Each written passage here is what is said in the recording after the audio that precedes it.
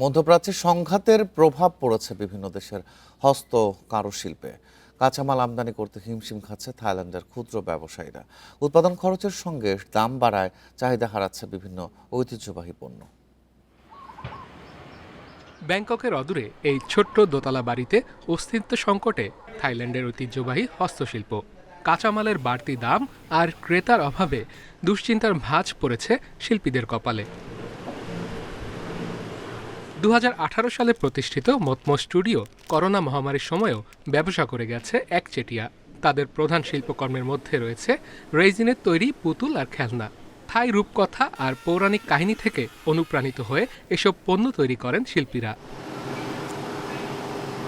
তবে মধ্যপ্রাচ্যে উত্তেজনার কারণে জ্বালানির দাম বেড়ে যাওয়ায় কাঁচামালের সঙ্গে বেড়েছে উৎপাদন খরচ, আর এতেই হুমকিতে পড়েছে এই ঐতিহ্যবাহী শিল্প। চাহিদা ও যোগানের সঙ্গে তাল মিলিয়ে প্লাস্টিকের কাঁচামালের দাম প্রায় সময় ওঠানামা করে। তবে যুদ্ধের বাজারে সবকিছুর দাম দ্বিগুণ। আমাদের শিল্পকর্মের প্রধান কাঁচামাল রেজিন। প্রতি কন্টেনারের দাম অন্তত $6 করে বেড়েছে। এতে এক মাস ধরেই তেমন ক্রেতার দেখা নেই।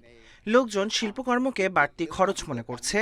অনলাইনেও কোনো অর্ডার পাচ্ছি না। হরমুজ প্রণালীতে উত্তেজনার কারণে বিশ্বজুড়ে কমেছে রাসায়নিক পণ্যের সরবরাহ। এতে খেলনা তৈরির প্রতিটি সরঞ্জামই ব্যয়বহুল হয়ে পড়েছে। দোকানি জানান, চলতি বছরের শুরু থেকে বেচাকেনা কমেছে 40%। বাধ্য হয়ে ছাঁটাই করতে হচ্ছে কর্মীদের। সেপ্টেম্বর পর্যন্ত একই পরিস্থিতি থাকলে ব্যবসা বন্ধ করতে হবে। আমরা ক্ষুদ্র ব্যবসায়ীরা আসলে একটা বড় বাস্তুসংস্থানের অংশ। উপযুক্ত পরিবেশ না পেলে বড় গাছগুলো মারা যাবার আগেই চারা গাছগুলো মরতে শুরু করে। এমন পরিস্থিতিতে আশার বাণী শোনাচ্ছে থাইল্যান্ডের বাণিজ্য মন্ত্রণালয়। ব্যবসায়ীরা হুমকিতে পড়ায় তেলের ওপর শুল্ক কমানোর সিদ্ধান্ত নিয়েছে সরকার। ক্ষতিগ্রস্তদের সহায়তা দেওয়ারও আশ্বাস দিয়েছে কর্তৃপক্ষ।